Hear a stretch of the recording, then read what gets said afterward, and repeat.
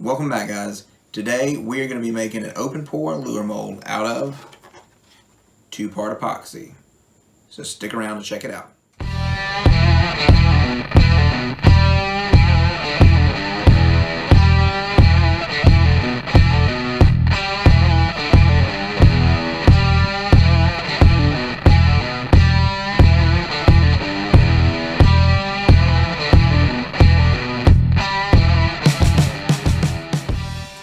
Welcome back. Let's go ahead and get started here. And I guess the first thing you need to do is pick out or decide what kind of lure you want to make a mold out of. For me, I'm going to make some sparkle beetle molds. It's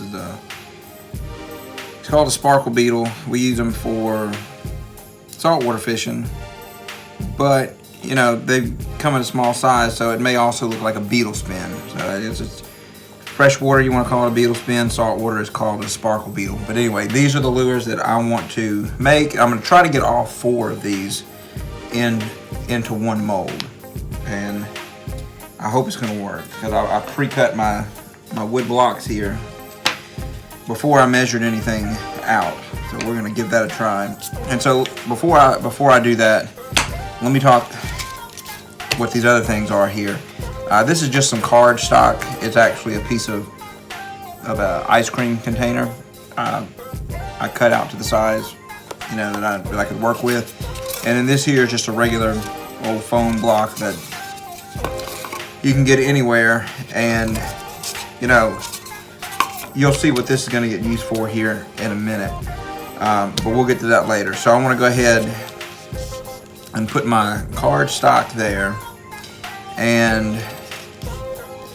let's go ahead and take these pieces of wood, and what I'm going to do, I'm just going to make a little frame with them, and I want it as big as I can get it because I'm trying to fit all of those lures.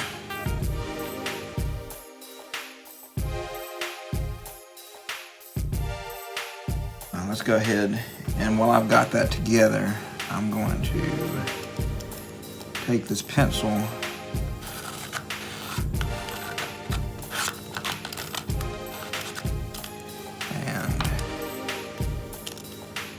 mark out a rough outline of where this mold is going to be.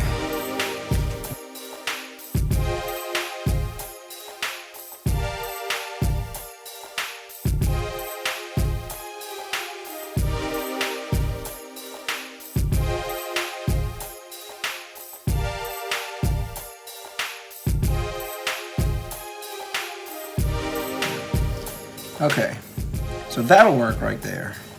I'm not going to get all of them that I wanted in there, but 3 out of 4 is not bad. So the next thing you're going to need is, I've got some solid leader wire here, and I'm going to cut off a few pieces.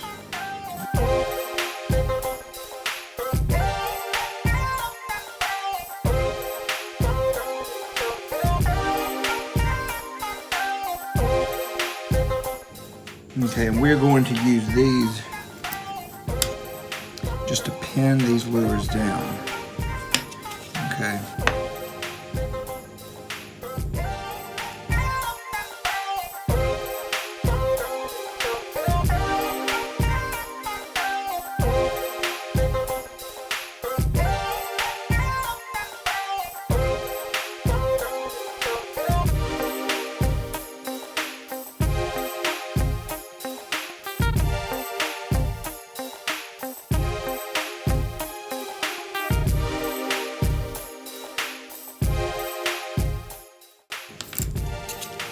Alright, so that's good right there.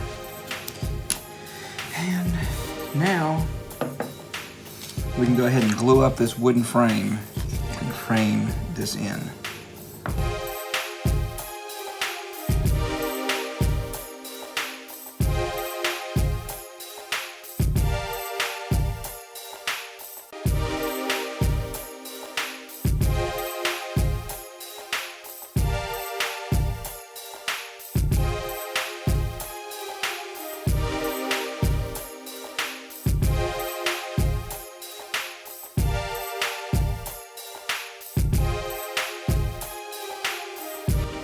Okay, that will work.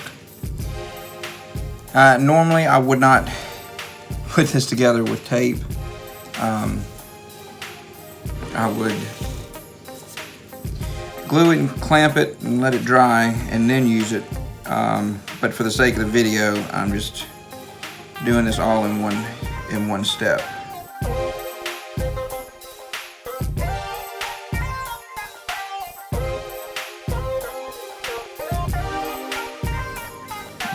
Just send it on there.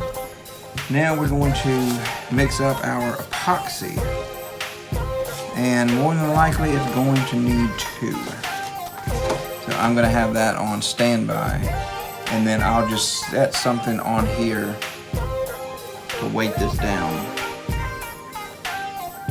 But first, let's mix up the epoxy. Make sure you get the 5-minute epoxy. I am still going to let this sit overnight. And Loctite is my favorite brand to use when I'm making these lure molds. And it just happens to be the cheapest, $2.97 at Walmart. You can't beat a $5 lure mold, or $6 or whatever it works out to.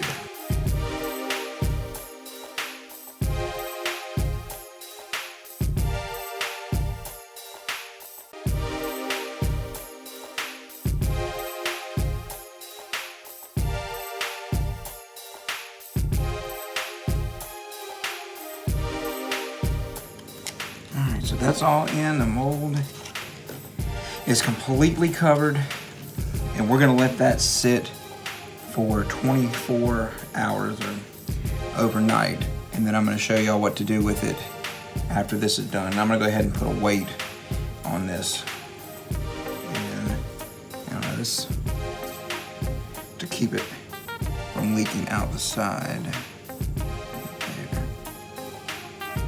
Okay guys, it is the next morning and we are ready to get this thing finished and turned into a usable mold. So the first thing we're going to do is just pull our styrofoam backing off, and you can see the heat from the reaction of the 2 epoxies mixing actually caused enough heat to melt this in. So that's an indication of how hot this stuff gets. So what I'm going to do now, I'm going to go take this on the scroll saw and clean it up with the belt sander. I'll see you over there.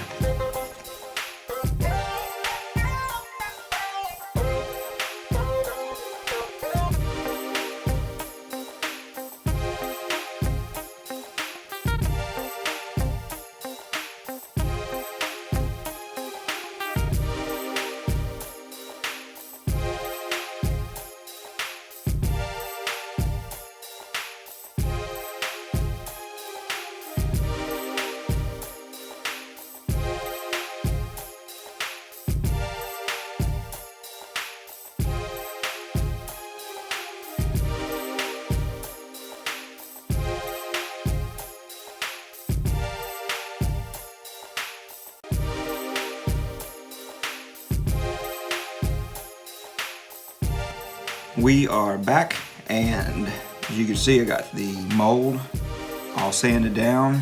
It's smooth, it's ready to pour.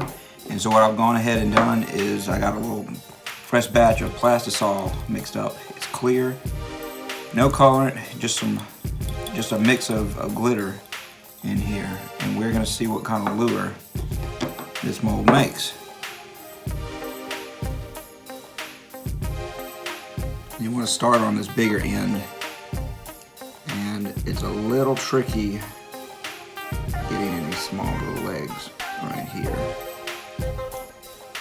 So it does take a little bit of a steady hand, but you'll get the hang of it after you've made a few of these.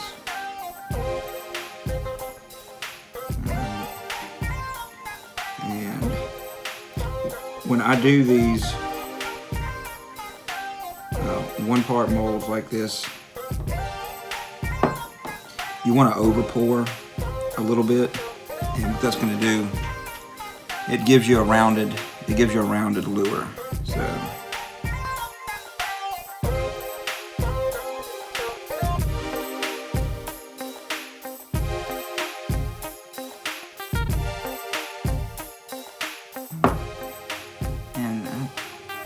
don't have enough left. I didn't make enough left to pour that last cavity right there, but as you can see, yeah, that looks pretty good. So I'm gonna let that dry here for a minute and just talk to you what I did to clean this, because I did it off camera, but basically you just rinse it off with water. I take an old toothbrush and scrub it out under water and let it dry. And then I go ahead and make a pour in it. Sometimes your first pour, it'll be the lure may have a little bit of a haze to it if you didn't get all of the sanding dust out of it. But once you've made that first pour, the plastic will pull out in that, and then every other pour after that, it'll be fine. So I'm gonna let this cool off for a minute here, and then we're gonna come back and pull them out of the mold. Okay guys, this is cooled off enough for me to take it out of the mold. All you gotta do is just rub it with your thumb like this, and out they come. That is one glittery lure. Alright. So, I don't know how I feel about that color. I think I may have overloaded it with the glitter. But shape-wise, the lure is great. Okay? Just comparison to the one that we made, or the one that we copied. There you go. That's it, right there.